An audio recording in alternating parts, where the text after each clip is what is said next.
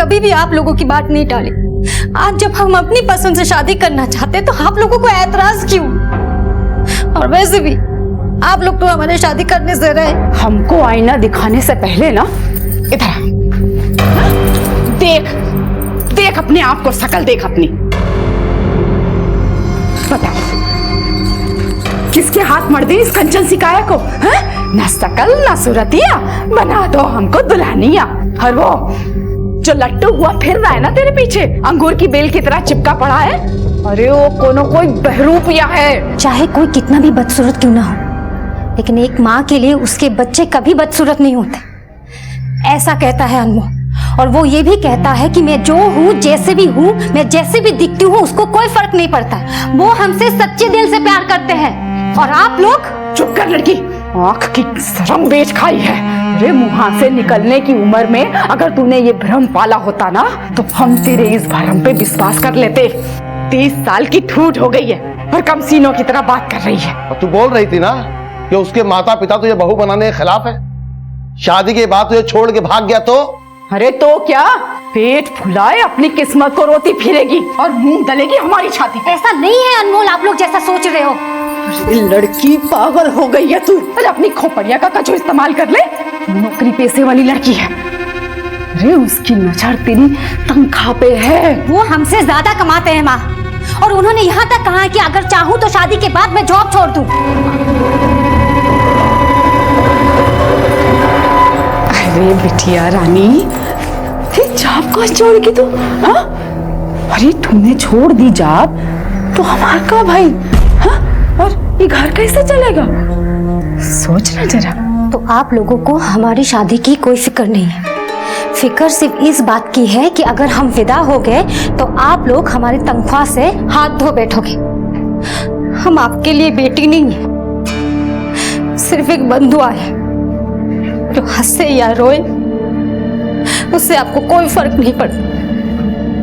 वो सिर्फ आपके लिए कमाते रहे, है ना? अरे क्या हुआ हमारी बहना को? आप लोग कुछ कह क्या? नहीं बिटवा, हम ऐसे ही खिसियाते रहोगे ना तो एक दिन हमेशा के लिए अलविदा बोल के चली जाएंगी, फिर बैठे रहना यहाँ और उनकी कमाई खाएंगे उनको ससुराल वाले।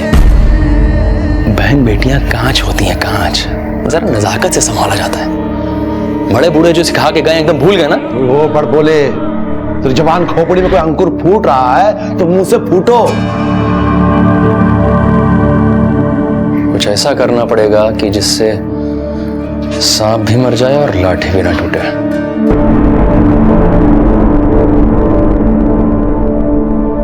माता पिता और संतान का रिश्ता किसी लेन देन के तराजू में नहीं तोला जा सकता, क्योंकि ना तो संतान कभी अपने माता पिता का कर्ज चुका सकती है और ना ही माता पिता अपना दायित्व किसी एहसान की तरह से निभाते हैं। लेकिन अगर इस रिश्ते में निजी स्वार्थ हावी हो जाए तो नुकसान इसी रिश्ते को भुगतना पड़ता है। बहन बेटी की शादी की चिंता हर माता पिता और भाई को होती है, लेकिन माधुरी के माता पिता और भाई इस चिंता से ग्रसित थे कि अगर माधुरी की शादी हो गई तो उनकी आर्थिक समस्याएं बढ़ जाएंगी, क्योंकि सभी माधुरी की कमाई पर निर्भर थे। कम सुंदर होने को अपनी शादी ना होने की वजह समझने वाली माधुरी ने अब अपनी पसंद का जीवन साथी ढूंढ लिया था, और उसी के साथ शादी करने का उसका अड़ियल रवैया माधुरी के परिवार के गले की हड्डी बन चुका था। और लालची इंसान अपनी मजबूरी में भी फायदा उठाने की सोचता है, और यही वजह थी कि करीबी रिश्ते साजिशों का खेल खेलने की फिराक में थे।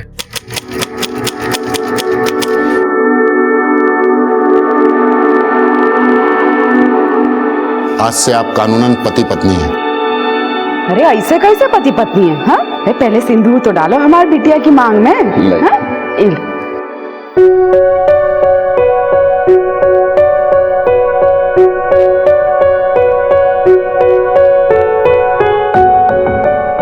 अच्छा अब हमें इजाजत दीजिए। अच्छा बेटा, बस बस खुश रहो। अरे जी फोटो तो रह गई। ले ले। सब सामान ले लिया ना? हाँ, और छूट भी गया है तो कभी भी जाके ले आएंगे। हम अपनों से सिर्फ विदा हुए हैं, उनसे पराये नहीं। अरे अब तो ये पराया धन हमारा हो चुका है। कुछ दिनों के लिए अब तुम्हें इतनी सी दूर भी नहीं जाने देंगे। वैसे आपकी माता पिता, उनसे पहले मिल लेते तो? अभी नहीं, कुछ राज समय के साथ ही सामने आते हैं तो अच्छा होता है। लेकिन तुम टेंशन मत लो, वो तुम्हें जरूर अपनाएंगे।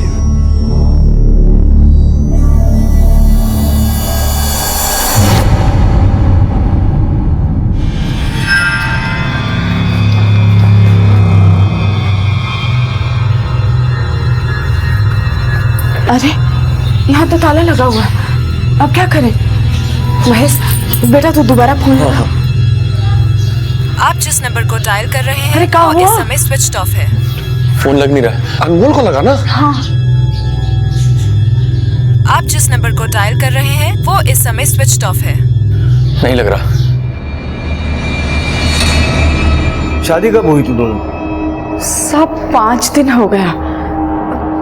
हमारी माधुरी अनमोल जी से बहुत प्रेम करती है।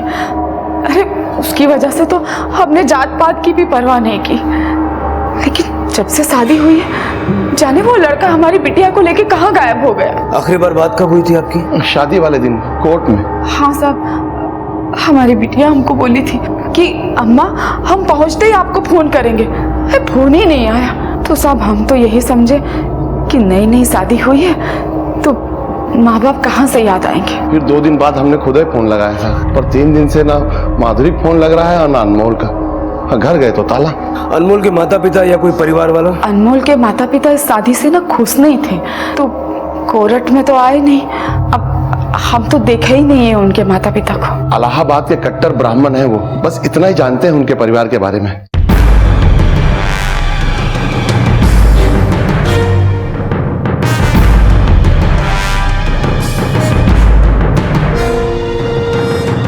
सर हमें तो ये भी नहीं मालूम कि उसका नाम अनमोल था।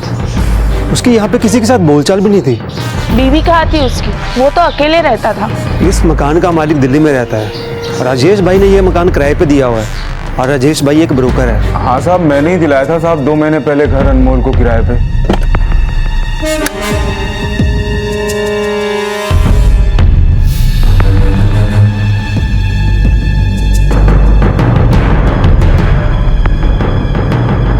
साहब वो बोला उसके गांव का आईडी खो गया है साहब, थोड़े दिन में आके दे जाएगा। 6 महीनों से वो वहाँ किराए पे रह रहा था, वो भी बिना पुलिस एनओसी। गलती हो गया साहब, माफ कर दो साहब। अभी विवेक तुम मैरिज रजिस्ट्रार से पता करो वहाँ उसने क्या एड्रेस दिया है। Yes sir. ये तो वही एड्रेस है जहाँ वो किराए पे रहता था। अपने नेटिव प्लेस यानी इलाहाबाद का कोई एड्रेस प्रूफ दिया था उसने? जी नहीं सर, रजिस्ट्रार ऑफिस से कुछ नहीं मिला। उसने अपना इलाहाबाद वाला एड्रेस वहां पे नहीं दिया था। माधुरी और अनमोल के कॉल रिकॉर्ड्स, दोनों के फोन शादी वाले दिन के 3 बजे से स्विच ऑफ है। और सर सबसे हैरानी वाली बात ये, अनमोल अपने फोन से सिर्फ माधुरी को ही कॉल करता था। अनमोल के बारे में यहाँ कोई कुछ नहीं जानता, लेकिन माधुरी इसी शहर की है। उसके दोस्त पड़ोसी रिश्तेदार सबसे बात करो, शायद हमें कोई क्लू मिल जाए। कहते हैं कि शादी के बाद इंसान की जिंदगी बदल जाती है, लेकिन ये शादी माधुरी की जिंदगी में क्या बदलाव लाई इसका सिर्फ अंदाजा ही लगाया जा सकता था। और अंदाजे हकीकत की परछाई भी हो सकते हैं और झूठ की तस्वीर भी। असलियत तो सिर्फ माधुरी ही जानती थी, लेकिन उसको बयां करने के लिए वो थी नहीं, और ना ही अनमोल, जिसके साथ माधुरी अपनी शादीशुदा जिंदगी का ये रहस्यपूर्ण सफर तय कर रही थी। लेकिन माधुरी की शादी से पहले की जिंदगी भी कम रहस्यपूर्ण नहीं थी, जिसका खुलासा करना पुलिस की तहकीकात का पहला पड़ाव था। सर माधुरी अनमोल से प्यार करती थी, लेकिन उसके पेरेंट्स नहीं चाहते थे कि उन दोनों की शादी हो। हम क्या है अनमोल जी के आगे, फिर भी वो हमें बहुत पसंद करते। उनके लिए हमारा लुक कोई मैटर नहीं करता।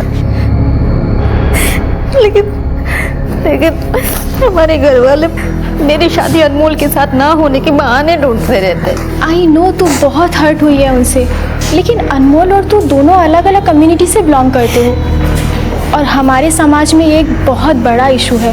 पेरेंट्स को हमारे इंटरकास्ट मैरिज से कोई प्रॉब्लम नहीं। उनको इस बात की प्रॉब्लम है कि अगर हमने अनमोल के साथ शादी कर ली तो उनका खर्चा कैसे चलेगा। उनको हमारी खुशियों की कोई परवाह नहीं है। उनको सिर्फ मतलब है हमारे सैलरी से। ये माधुरी और अनमोल मिले कैसे? सर फ्रेंड्स बुक पर। माधुरी आज लंच नहीं करना क्या? ओहो मैं तो भूल ही गई, आजकल तो तेरी भूख प्यास उड़ी गई है। तू जा, मैं 10 मिनट में आती हूँ। अच्छा सर, मुझे ये तो नहीं पता कि अनमोल कैसा था, लेकिन हाँ, माधुरी सच में उसको बहुत प्यार करती थी।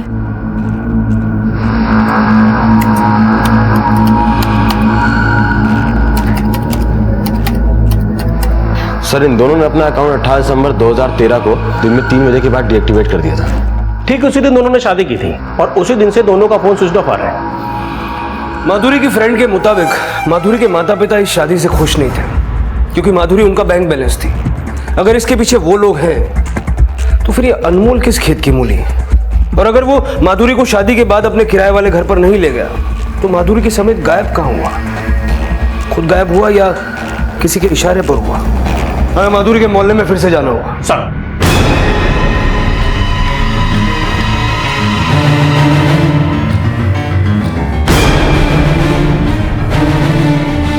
माधुरी का बाप 10 साल पहले ही बेरोजगार हो गया। उसके बेटे ने कभी काम करने की नहीं सोची। बेचारी माधुरी 18 साल की उम्र से ही काम करने लगी इन निखट्टुओं को खाना खिलाने के लिए, और इनको कभी इस बेचारी पर तरस नहीं आया। ये मुफ्त में मेरा राशन खाते रहे और पैसे बेचारी माधुरी चुकाती रही। भैया, ये fairness cream, perfume, hair gel, घी, बादाम, ये सब हमने कब लिया? फेयरनेस क्रीम, फेस वॉश और जेल तुम्हारा भाई, और घी बादाम तुम्हारे पापा ले गए।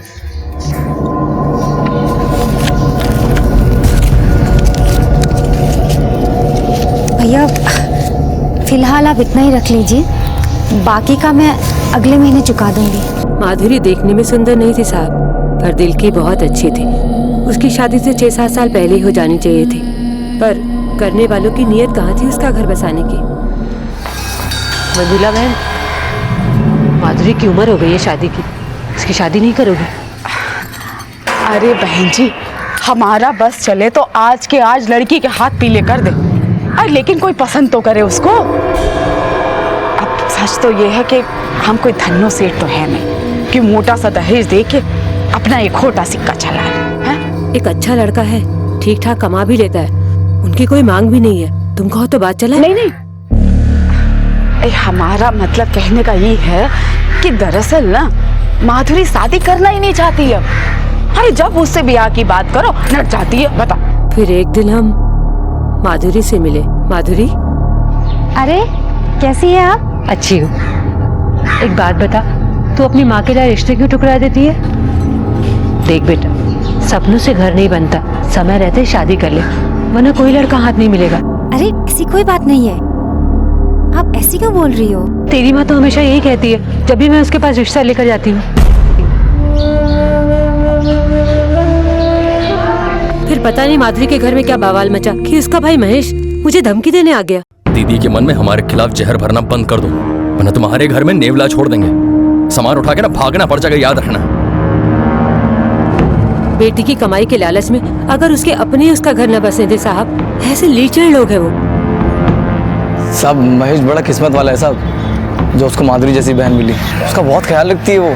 उसके बर्थडे पे उसको बाइक गिफ्ट किया था। माधुरी की शादी से पहले उसके घर वालों की हरकतों में ऐसा कुछ नोटिस किया तुम लोगों ने जो अजीब लगाओ? हाँ साहब, माधुरी दीदी की शादी से पहले महेश के ठाट बदल गए थे। मतलब वो कैसे? उन दिनों महेश खूब पैसे उड़ा रहा था साहब। अब बहन की शादी के टाइम कोई फिजूल खर्चा करता है क्या? उल्टा उसने तो हमारा 6 महीने पुराना उधार भी चुका दिया था, 10,000 रुपए। हम मानते हैं साहब, हम बदनसीब अपनी बेटी की कमाई खा रहे थे, पर उसे पालने पोसने में हमने अपना खून पसीना एक कर दिया है। अब अगर वो अपना फर्ज निभा रही है तो इसमें गलत क्या है? फर्ज जब मजबूरी बन जाए तो निभाना भारी पड़ता है। माधुरी की शादी कराने का फर्ज भी तुम लोगों पर भारी पड़ने वाला था, क्योंकि माधुरी के अलावा घर में कोई कमाता नहीं था। कुछ कमाता नहीं तू, फिर भी अपने दोस्त के 10,000 रुपए चुका दिए। साहब, वो पैसे हमें हमारी बहन ने दिए थे, वो हमें परेशान नहीं देख सकती ना, इसलिए। परेशान तो खुद माधुरी थी तुम लोगों से। अनमोल से शादी करा के तुमने उससे पीछा छोड़ाने की सोची, लेकिन उसकी खुशी तुम्हें कहाँ रास आती? इसीलिए तुम सबने मिलकर उसे मरवा दिया, है ना? ये क्या कह रहे हैं साहब आप? हम दोनों माधुरी के माई बाप हैं, हम अपनी बिटिया को क्यों मरवाएंगे? सच कुछ तेरी जबान पे आ गया। हमने पूछा कि बेटी दामाद को अगवा किया और तुमने उसके मरने की बात कह दी। नहीं नहीं नहीं साहब, आप गलत समझ रहे हैं। घबराहट में इसके मुंह से निकल गए हैं। मुंह से वही निकलता है जो दिल में होता है। बोलो, माधुरी कहाँ है? हमारा दिल जानता है हम अपनी बहन से कितना प्यार करते हैं। आप हम पर लांछन लगा रहे साहब। लांछन नहीं, शक। गेहूं के साथ घुन भी तो पिसता है। माधुरी के साथ अनमोल भी तुम्हारा शिकार बन गया है ना? माधुरी के गायब होने में अनमोल का ही हाथ है। आप उसे पकड़ नहीं पा रहे और हमें परेशान कर रहे हैं। ज्यादा नाटक मत कर, समझा? नहीं तो हलक में उंगली डाल के सच निकलवा दूंगा। देखिए, आप चाहें तो हमें मार ले, पर ऐसा घिनौना आरोप हम पे न लगाएं। साहब, हम मानते हैं कि हमने अपनी बिटिया को कभी कोई सुख नहीं दिया, पर उनके गायब होने में हम लोगों का कोई हाथ नहीं है साहब। साहब, हम सच में नहीं जानते अनमोल हमारी बहन को कहाँ लेके गया। हम कसम खा के कह रहे हैं साहब। सच क्या है जल्दी ही सामने आ जाएगा। उसके बाद ये मगरमच्छ के आंसू नहीं, खून के आंसू रहोगे तुम लोग। ये तो साफ है कि माधुरी के घर वाले नहीं चाहते थे कि माधुरी किसी से भी शादी करे, लेकिन उसको मारने से उनका पर्पस सॉल्व नहीं होता, क्योंकि उससे फायदा वो सिर्फ उसके जीते जी उठा सकते थे। सर, उन्होंने जरूर माधुरी और अनमोल को किडनैप करके रखा होगा और डाइवोर्स देने के लिए फोर्स कर रहे होंगे। इनकी चमड़ी उधेड़ेंगे तब सच उगलेंगे। फिलहाल इन मोटी चमड़ी वालों पर नजर रखो, हो सकता है ये माधुरी और अनमोल से मिले। सर, माधुरी का गायब होना उसके लालची परिवार के किस लालच की पूर्ति कर रहा था? माधुरी और अनमोल की शादी के खिलाफ होने के बावजूद भी उसके परिवार ने ऐसा क्या फायदा देखा कि उन्होंने इस शादी को रजामंदी दे दी? माधुरी के गायब होने में उसके पति अनमोल की क्या भूमिका थी? पुलिस की जांच घूम फिर कर इन्हीं सवालों में उलझी हुई थी, लेकिन माधुरी के गायब होने का रहस्य ऐसे कई और सवाल खड़े करने वाला था जिसकी कल्पना भी पुलिस ने नहीं की थी। सर, ये रहा माधुरी के बीमा का कागज और ये उसके प्रत्याशी यानी हमारा प्रमाण पत्र। बताइए, हमको बीमा का पैसा कब तक मिलेगा? अरे भैया, आपके प्रमाण पत्र से पहले माधुरी का मृत्यु प्रमाण पत्र चाहिए। बोले तो थे आपको। सिर्फ आपके ये कहने से कि माधुरी मर गई ये प्रमाणित नहीं होता भाई।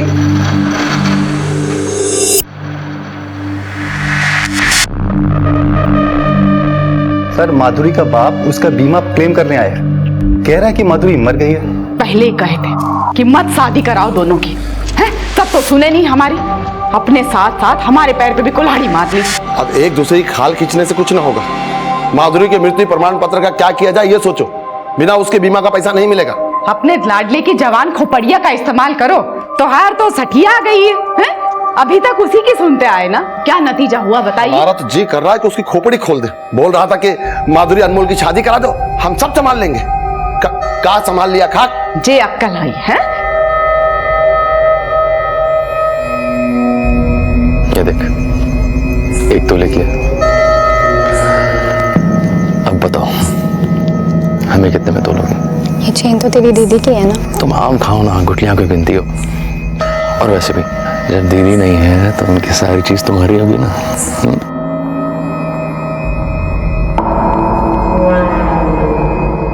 सर, हमें तो लग रहा है कि जब ये लोग अनमोल और माधुरी को शादी करने से रोक नहीं पाए तो उसे मार के उसके बीमा का पैसा खाने की सोची और शादी होने दी ताकि सारा इल्जाम अनमोल पे आ जाए। तुम कहना चाह रहे हो कि माधुरी का मर्डर हो चुका है और अनमोल अपने आप को बचाने के लिए भाग गया। अगर ऐसा होता तो हमें माधुरी की लाश जरूर मिलती, लेकिन यहाँ कहानी कुछ और है। माधुरी की शादी माधुरी के माता पिता की मर्जी से नहीं बल्कि महेश की रजामंदी से हुई। अब सवाल यह है कि महेश क्यों चाहता था कि अनमोल और माधुरी की शादी हो। इस महेश का बैकग्राउंड खंगालो, पता करो कि जीजा साला बनने से पहले महेश और अनमोल का रिश्ता क्या था। सर,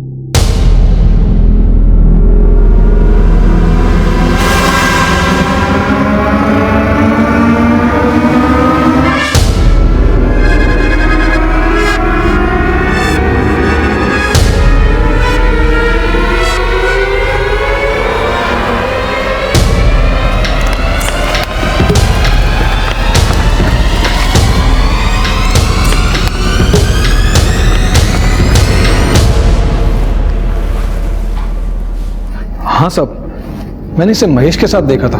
दोनों में 36 का आंकड़ा था। यार आज बियर नहीं, आज रम पी जाएगी। समझ में है बियर? उठ साले, मेरी बहन का पीछा करता है साले। अरे क्या लगा रखा है? पकड़ो इनको। अरे संभालो, अरे छुड़ाओ इन लोगों को। साले मेरी बहन का पीछा छोड़ दे, काट डालूंगा। छोड़ साला, तो तू मेरा बनेगा, देख लेना। फिर एकाएक दोनों दोस्त बन गए। दोस्त? हाँ साहब, पता नहीं क्या समझौता हुआ दोनों के बीच में।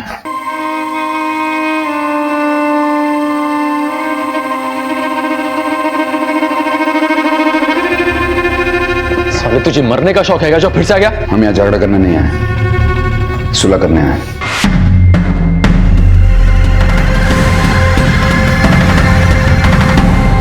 ये तो नहीं पता साहब इन दोनों के बीच में क्या बातचीत हुई। बस ये देखा था कि इस लड़के ने महेश को कुछ पैसे दिए थे। पहले मारपीट, फिर यारी दोस्ती, उसके बाद रिश्तेदारी। क्या चक्कर चल रहा था तेरा अनमोल के साथ? चक्कर? कैसा चक्कर साहब? साहब आप सही समझे साहब। मेरा और अनमोल का रिश्ता झगड़े से शुरू हुआ था।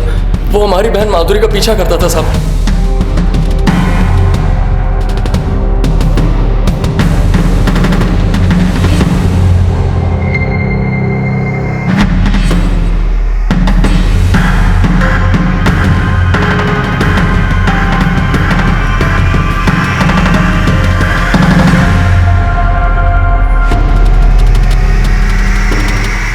देख रहे हो भैया, दीदी का दीवाना।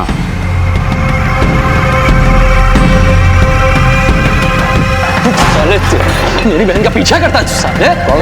क्या कर लेगा बे? साला तो तू मेरा बनेगा, देख लेना। उसकी धमकी धीरे धीरे सच होने लगी थी साहब। माधुरी बोलने लगी थी कि शादी करेगी तो अनमोल से ही करेगी। 30 साल की उम्र तक किसी लड़के ने घास नहीं डाली तो प्यार में अंधी हो गए थे। और अनमोल ने तुझे गूंगा बना दिया पैसा देकर। हम तुम्हारी बहन माधुरी से सच्चा प्यार करते हैं, और वो भी हमसे। अब तक तो तुम जान ही गए होगे। देखो, हम जानते हैं कि तुम्हारे परिवार में माधुरी की कितनी अहमियत है, पर तुम हमारी शादी उससे होने दो। अब तक माधुरी जो भी तुम्हारे परिवार के लिए करती आई है, हम उसमें उसको पूरा साथ देंगे। अब एक मिनट, ये रखो। अब जाके अपने माता पिता से हमें अपना जीजा बनाने की सिफारिश करो। थोड़े से पैसों के लिए तूने अपनी बहन को भाड़ में झोंक दिया। तूने उसकी शादी नहीं, सौदा किया, बेच दिया उसको। ऐसा मत बोलो साहब, भाई हम उसका। अनमोल हमें पैसा देता था, लेकिन हमको लगा वो अच्छा आदमी है, हमारी बहन का ख्याल रखेगा। पैसे देने वाला तो अच्छा ही लगेगा ना तुम जैसे लालचियों को। हम लालची जरूर हो सकते हैं, लेकिन इतने गिरे हुए नहीं कि अपने खुद के जने बिटिया को मरवा डाले। मार नहीं सकते थे तो उसके बीमे के पैसे वसूलने की क्या जल्दी थी? हमारे पास एक ढेला नहीं है और माधुरी का भी कोई पता नहीं। ऐसे में हम क्या करते?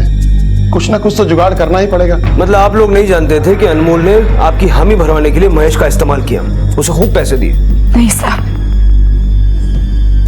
हम नहीं जानते थे कि हमारा पाला हुआ ही हमको डस रहा है। जहर तुम सब में भरा है। तुम सब माधुरी के दुश्मन हो।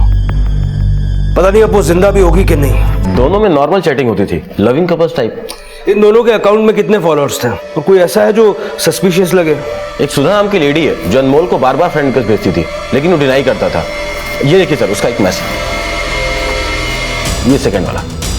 हाय मनीष, हमसे बात क्यों नहीं करते? आजकल कहाँ हो? जल्दी वापस आ जाओ। ये सुधा अनमोल को मनीष क्यों कह रही है? हमें सुधा तक पहुंचना होगा।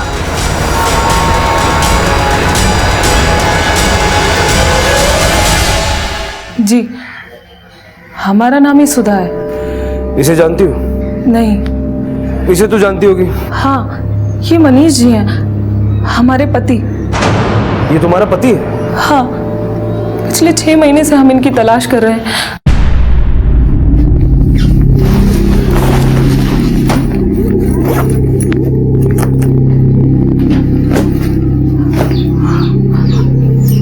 आप कहीं जा रहे हैं जी?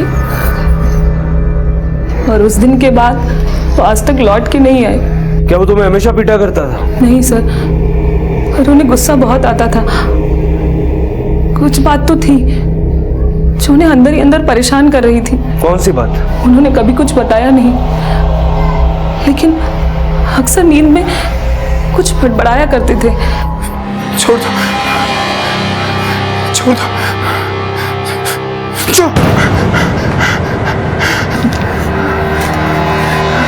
क्या हुआ? हम कई महीनों से इनकी तलाश में थे। फिर एक दिन अचानक हमने उनकी फोटो सोशल नेटवर्किंग साइट पर देखी। हमने उनको कई सारे मैसेज भी किए, पर उनका कोई जवाब नहीं आया। उसे कोई दिमागी बीमारी थी? नहीं, पर अचानक से उनका मूड चेंज हो जाता था और इतना गुस्सा आता था कि अपना आपा खो बैठते थे।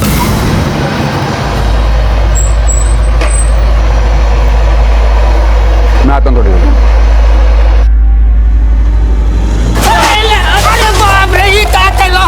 अंधा है क्या? तेरे बाप की सलाह क्या? और गुस्से में इतने पागल हो जाते थे कि किसी की भी जान ले सकते थे। मनीष के माता पिता? पिता का देहांत तो उनके बचपन में ही हो गया था और उनकी माताजी से उन्होंने हमें कभी मिलवाया नहीं, बस इतना बताया कि वो विकासपुर में कहीं रहती है। मनीष उसी वक्त सुधा को छोड़कर गया था जब सोशल नेटवर्किंग साइट पर अनमोल का अकाउंट क्रिएट हुआ था। इस औरत की कहानी क्रॉस वेरीफाई करो। इस मनीष और अनमोल की दोहरी शख्सियत की पहचान ही हमें माधुरी तक ले जा सकती है। एक ही शक्ल के दो आदमी या फिर दो नाम रखने वाला कोई बहरूपिया।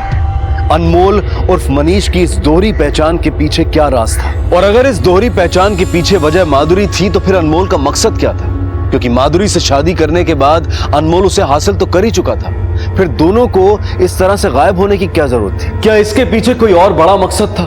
यह जानना बेहद जरूरी था, इसलिए पुलिस ने मनीष से जुड़ी हर बात की तह तक जाना शुरू कर दिया। सर, विकासपुर नाम का गांव कटनी के आसपास किसी भी तहसील में नहीं है। इसका मतलब मनीष ने सुधा से भी झूठ बोला। सर, मनीष यादव के बैंक स्टेटमेंट और फाइनेंशियल रिकॉर्ड्स। सर, ये मनीष यादव तरिया गांव के किसी सहकारी बैंक से हीरा देवी नाम की औरत को पैसे ट्रांसफर किया करता है। और सर 6 महीने पहले किसी सतीश यादव ने बहरीन के अकाउंट से मनीष यादव के अकाउंट में 10 लाख रुपए ट्रांसफर कराए। मनीष यादव, सतीश यादव और ये हीरा देवी यादव, पता करो इन 3 यादवों के बीच में कनेक्शन क्या है।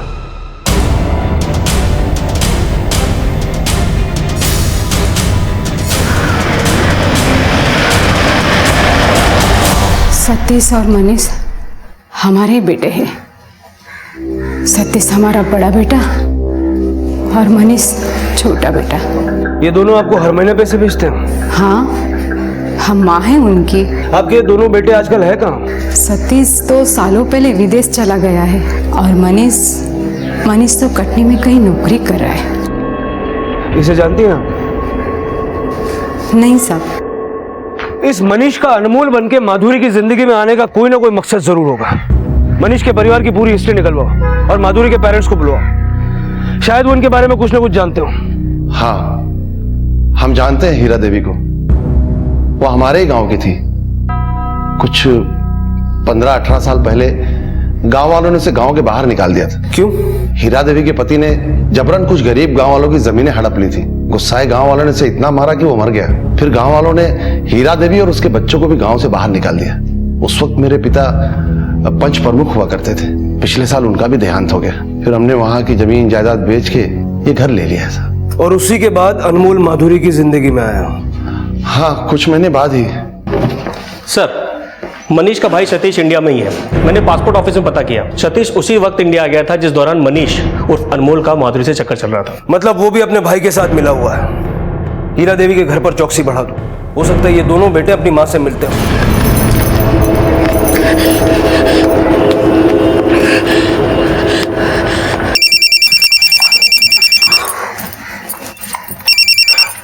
हेलो माँ, हमें बचा लो माँ, माँ हमें बचा लो। माधुरी, अरे कहाँ हुआ बेटिया? कहाँ है तू?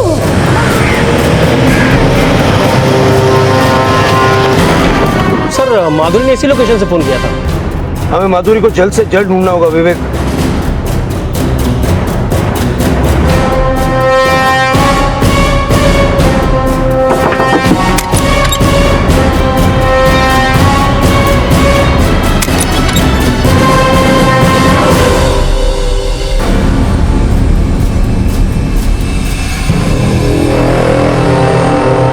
ऐसी कौन सी जगह छिपे थे कि ना किसी ने माधुरी को देखा और ना ही इस अनमोल उर्फ मनीष को? हम जानते हैं हीरा देवी को। वो हमारे ही गांव की थी। 15-18 साल पहले गांव वालों ने उसे गांव के बाहर निकाल दिया था। हेलो शांताराम, जल्दी से बताओ, गांव से निकाले जाने के बाद हीरा देवी और उसके बच्चे अमरपुर के पास किसी जंगल में रहते? साहब, वो लोग खड़िया जंगल में रहते थे।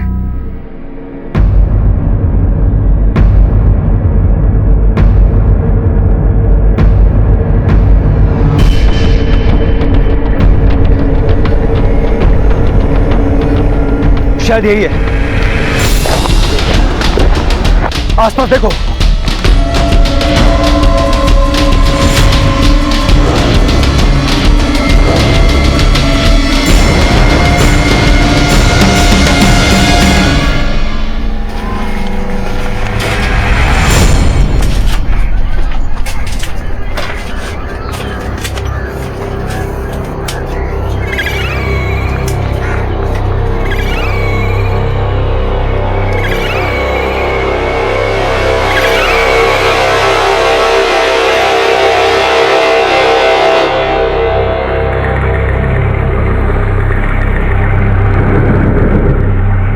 माधुरी को किडनैप करके यहीं रखा गया था।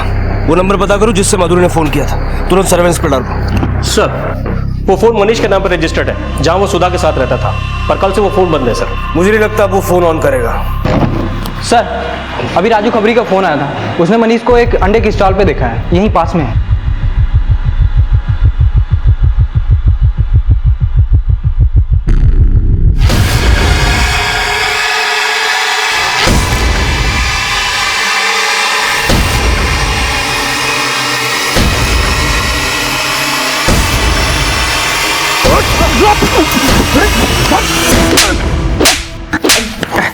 बोल कहाँ है माधुरी, बोल। बहुत मोटी चमड़ी है ना तेरी, मैं भी देखता हूं कब तक नहीं बोलता।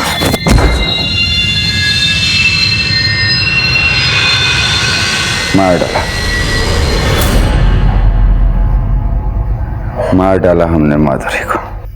क्यों मारा, बोल। क्योंकि उसका खानदान, हमारी माँ, हमारे पिता, हमारे भाई का दोषी है। उसके दादा ने हमारे पिता की जान ली थी। उसके दादा ने नहीं, गांव वालों ने तुम्हारे पिता की जान ली थी, क्योंकि वो गरीबों की जमीन पर कब्जा करना चाहते थे। अरे कब्जा तो माधुरी के दादा को हमारी जमीन पे करना था, इसीलिए उसने हमारे पिता को फंसाया और उनको मौत का फरमान सुना दिया। इस दगाबाज को तब तक मारो जब तक ये मर न जाए।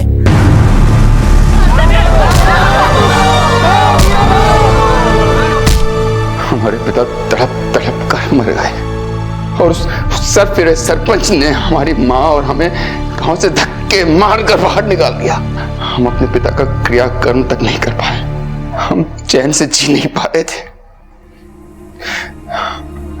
हमें लगा कि हमें कुछ ऐसा करना है जिससे हमारे पिता की आत्मा को शांति मिल सके। जब उस सरफिरे सरपंच ने हमारी कब्जा की हुई जमीन की बिक्री की, तब हमें उसकी नस्ल का पता चला। हमें देखा कि उसका पूरा परिवार माधुरी की कमाई पे जी रहा है। बस तभी हमने माधुरी को उससे छीनने की ठान ली। पहले हमने माधुरी को प्यार के जाल में फंसाया, फिर शादी करने के लिए उसके भाई को पैसों का झांसा दिया और शादी करके उसे हम वहीं ले गए जहां हम अपने गांव से बेघर होके गए थे। अनमोल, ये कहाँ आ गए हम नहीं मानते किसी कानून वानून को। तब कहाँ था आपका कानून? जब हमारे पिता को पीट पीट कर मार दिया गया था, तब कहाँ थे आप? जब उस सरफिरे सरपंच ने हमारे पिता को मौत का फरमान सुनाया। अगर तूने माधुरी को मार दिया था तो जंगल में हमें उसकी लाश क्यों नहीं मिली? तेरे भाई ने उसे किडनैप करके रखा है ना? बोल कहाँ है माधुरी? माधुरी को हमने मार दिया, उसकी लाश कौन जानवर खा गया हमें नहीं पता। और हमारे भाई साहब तो कल ही बाहर निकल चुके हैं। आपको पकड़ना है तो जाके पकड़ लीजिए वहां। माधुरी जिंदा है और उसका भाई भी इंडिया में है, ये हमसे झूठ बोल रहा है।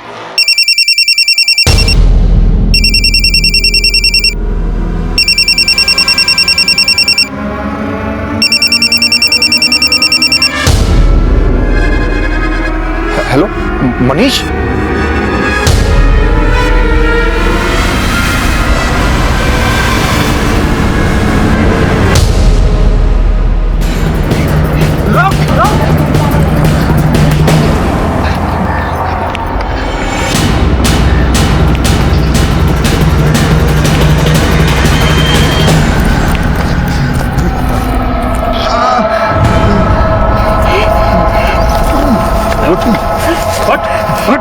माधुरी तुम ठीक हो? चल।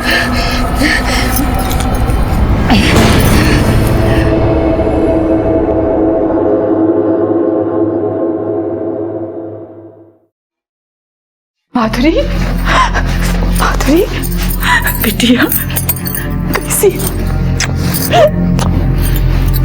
बिटिया अपने आपको माफ कर देना, बहुत गलती हुई हमसे। नहीं माँ, हम ही गलत थे। आपने सही कहा था, हम जैसी बदसूरत लड़की से बिना मतलब का कोई शादी नहीं कर सकता।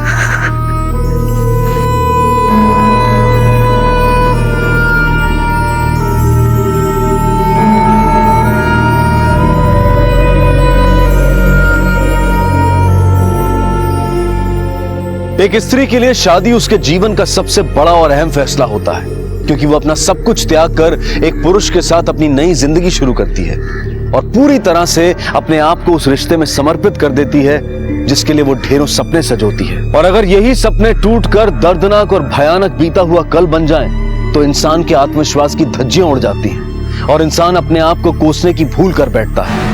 और माधुरी के साथ भी ऐसा ही कुछ हुआ था। और मनीष ने अपने अपराध को अंजाम तक पहुंचाने के लिए जो दलीलें दी थी, वो भले ही उसके पिता और उसके परिवार के साथ हुए अन्याय की कड़वी हकीकत को बयां करते हों, लेकिन इसका मतलब ये नहीं कि इंसान कानून को ताक पर रखकर खुद ही हिंसक बन जाए। मनीष और उसके भाई को एब्डक्शन, किडनैपिंग और अटेम्प्ट टू मर्डर के केस में अरेस्ट किया गया है। उन्हें उनके किए की सजा जरूर मिलेगी, लेकिन माधुरी के मन के घावों को भरने में काफी वक्त लगेगा। बदले की भावना को अपने मन में पनपने देना सिर्फ खुद को नुकसान पहुंचाना है, और इस भावना ने आज तक कभी किसी का फायदा नहीं किया है। अब मैं अनूप सोनी आपसे विदा लेता हूं, फिर मुलाकात होगी अगले एपिसोड में और खुलासा करेंगे एक और जुर्म का। तब तक अपना और अपने परिवार का ख्याल रखें और देखते रहें क्राइम पेट्रोल डायल 100। सबक एक को सीख हम सबको। जय। इस तरह के और भी एपिसोड देखने के लिए हमारे चैनल को सब्सक्राइब करें और बेल आइकन दबाना ना भूलें।